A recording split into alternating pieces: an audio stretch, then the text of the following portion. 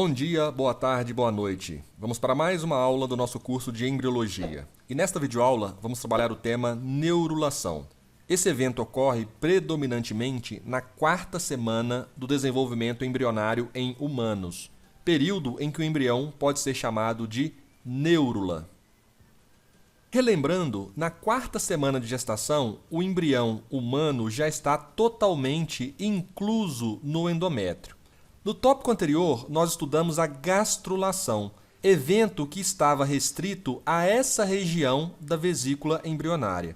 E na aula de hoje, no evento de neurulação, vamos trabalhar mais especificamente com eventos que estão acontecendo nos 3 folhetos embrionários, ou nas 3 camadas germinativas, que são elas ectoderma, mesoderma e endoderma. Para darmos sequência, vamos relembrar como ocorreu a formação e qual a importância da notocorda. Isso porque a neurulação vai ocorrer sob sua influência direta. A notocorda, cuja formação estudamos no tópico de gastrulação, é caracterizada por ser um bastão celular que se desenvolve a partir de uma transformação do processo notocordal. Vimos que a notocorda define o eixo primitivo do embrião e lhe confere uma certa rigidez. Serve também de base para o desenvolvimento do esqueleto axial, indicando o local dos futuros corpos vertebrais. Também, durante o desenvolvimento, induz a formação da placa neural, que vamos ver agora na aula de neurulação. Estudamos que no processo de gastrulação formaram-se o ectoderma, o mesoderma e o endoderma, os 3 folhetos embrionários. Surgiu também a notocorda, lateralizada por uma estrutura densa, maciça, ao longo de toda a sua extensão, denominada mesoderma paraxial ou lâmina dorsal. Isso significa que o mesoderma embrionário se diferenciou. Então, no mesoderma embrionário, agora já identificamos algumas áreas epitelioides, com maior concentração de células, caracterizando as lâminas do mesoderma. Identificamos então o mesoderma paraxial ou lâmina dorsal, mesoderma intermediário ou lâmina média e mesoderma lateral ou lâmina lateral. Então, o mesoderma já passando por um processo de diferenciação, permitindo a identificação dessas áreas epitelioides que constituem as lâminas. Mas observem que ainda permanece aqui uma área mesenquimal, com característica de um tecido conjuntivo embrionário. Vimos também que, durante o desenvolvimento do processo notocordal e formação da notocorda, essas estruturas estimulam o ectoderma sobrejacente a elas a se diferenciar. Então, células do ectoderma se diferenciam, formando o neuroectoderma, que é um precursor do tecido nervoso. O neuroectoderma forma inicialmente uma estrutura plana, uma placa, denominada placa neural. E essa placa neural, à medida que se desenvolve com a proliferação de células, dá origem a 2 pregas neurais, com um sulco neural central. Então, o ectoderma também já está se diferenciando. Já podemos caracterizá-lo em neuroectoderma e o que sobrou em ectoderma de revestimento. Justamente porque, vamos ver já, ele vai revestir o embrião, vai formar a epiderme do embrião. Então, ectoderma caracterizado por neuroectoderma e ectoderma de revestimento. O mesoderma se diferenciou nas lâminas, como nós vimos anteriormente, e permanecendo uma área de mesênquima. Já o endoderma se mantém único, sem uma diferenciação nítida nessa fase. À medida que a gastrulação ocorre, o embrião se alonga, se achinela, principalmente a partir do desenvolvimento do processo notocordal. E aqui já podemos visualizar a placa neural. Olha só, isso que estamos vendo aqui como uma sombra é o processo notocordal em desenvolvimento. E sobre ele é estimulado o desenvolvimento do neuroectoderma, que se apresenta de uma forma plana, constituindo a placa neural. Observem aqui a placa neural. E à medida que se desenvolve com a proliferação de células, evidenciaremos ondulações. Então, aqui temos as duas pregas neurais. E se temos duas pregas neurais, duas projeções, há um sulco no meio, denominado sulco neural. Observem que, à medida que se desenvolve, o embrião continua se alongando. Ao mesmo tempo que se alonga, ao mesmo tempo que se desenvolve o processo notocordal e notocorda, visualizem que nó primitivo e linha primitiva não se desenvolvem, e a tendência é o seu processo contínuo de regressão. Vamos observar nessa perspectiva a formação da lâmina dorsal. Observem o processo notocordal, estrutura que vai fazer com que o embrião passe por um processo de alongamento. Sobre o processo notocordal, temos nessa região o desenvolvimento da placa neural. E observem no mesoderma embrionário, com a diferenciação, a formação de duas lâminas dorsais, posicionadas lateralmente ao longo de toda a extensão do processo notocordal.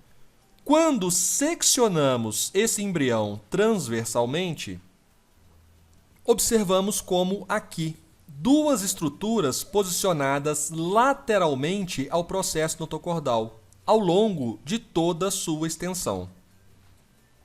Mas como que essa lâmina dorsal, estruturas inteiriças alongadas, vão poder dar origem ao esqueleto axial, ou seja, as vértebras, a musculatura associada às vértebras? Para que isso aconteça, é necessário que essa lâmina dorsal passe por um processo de fragmentação. Observem que, a partir de uma estrutura inteiriça, está ocorrendo uma fragmentação no sentido crânio-caudal, formando várias estruturas pares em blocos denominadas somitos. Então, a fragmentação da lâmina dorsal determina a formação dos somitos, sendo que, a partir desses somitos, teremos futuramente a formação das vértebras, que constituirão a coluna vertebral. Nessa imagem, temos uma representação das estruturas pares localizadas lateralmente ao processo notocordal, estruturas que correspondem aos somitos.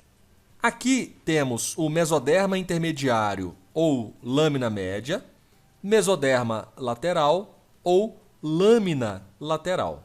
Observem que o processo notocordal está estimulando o desenvolvimento do neuroectoderma, caracterizando aqui para a gente a formação das pregas neurais, com um sulco neural ao centro. Agora, essas pregas neurais se desenvolvem e se proliferam tão acentuadamente que vão se fundir dorsalmente. E vocês concordarão comigo que, com a fusão dessas pregas neurais, será formado um tubo. Tubo esse que será denominado de tubo neural, que vai se posicionar onde agora está delimitado pela notocorda. Porque uma das funções da notocorda é também delimitar o espaço que será ocupado pelo tubo neural. Então, o tubo neural vai se formar e vai migrar ventralmente, posicionando-se entre os pares de somitos, ou seja, onde agora está ocupado pela notocorda. Com a fusão dessas pregas e a formação do tubo neural, haverá uma fusão também dessa região com essa, porque vai se restabelecer aqui o ectoderma de revestimento. E vamos ver também que algumas células dessa região sobrarão e formarão uma espécie de um chapéu sobre o tubo neural, que será denominada crista neural. Observem bem como isso ficará. O tubo neural se formou a partir da fusão das pregas neurais, empurrando a notocorda ventralmente. Agora, o tubo neural está ladeado pelos pares de somitos. O tubo neural é longo e, ao longo de sua extensão, estão presentes os pares de somitos. Reparem que algumas células formaram aqui a crista neural. Essas cristas neurais se fragmentarão posteriormente, aqui no meio, sofrerão uma divisão nessa região e vão migrar lateralmente no mesênquima, no mesoderma embrionário, dando origem posteriormente aos gânglios espinhais e a alguns gânglios cranianos, que estão localizados lateralmente à medula espinhal ou próximos aos nervos cranianos. Reparem que restabeleceu-se aqui a epiderme, a superfície do revestimento do embrião, porque o ectoderma de revestimento se restabeleceu, uma vez que o tubo neural e a crista neural se formaram. Vamos lá, já temos aqui a existência de aortas, que posteriormente irão se fundir. E qual será o destino da notocorda? A notocorda já desempenhou papéis importantes. Ela estimulou o ectoderma sobre ela a se diferenciar em neuroectoderma, estimulou a formação do tubo neural e delimitou um espaço que agora é ocupado pelo tubo neural. Nesse ponto, então, uma vez que o tubo neural posiciona-se onde estava a notocorda e empurra a notocorda ventralmente, ela já pode iniciar um processo de degeneração, um processo de regressão. A notocorda irá regredir quase 100%. Na verdade, resquícios da notocorda vão formar o núcleo pulposo dos discos intervertebrais. Então, nos animais, o núcleo pulposo dos discos intervertebrais tem como origem embrionária a notocorda. Essa ilustração evidencia principalmente como surge a crista neural. Vamos ver o tubo neural e crista neural se formando. Em azul, temos aqui o ectoderma. O azul claro, saibam que é o ectoderma de revestimento. E os dois tons de azul mais escuro correspondem ao neuroectoderma. Neuroectoderma do azul escuro que vai formar o tubo neural. E neuroectoderma no azul um pouco mais claro, intermediário, que vai formar a crista neural. Então, observem para visualizar essa migração e formação dessas estruturas. Então, observem, as estruturas estão se aproximando e se fundiram, formando a crista neural e o tubo neural. Reparem que aqui o ectoderma de revestimento já está restabelecido. A epiderme já pode se formar aqui, porque o ectoderma de revestimento se fechou. O tubo neural, que aqui está, formará a medula espinhal e dará origem ao encéfalo. E, a partir da crista neural, surgem gânglios espinhais e alguns gânglios associados a nervos cranianos. O que aconteceu com a notocorda? Migrou-se ventralmente e vai iniciar o processo de regressão.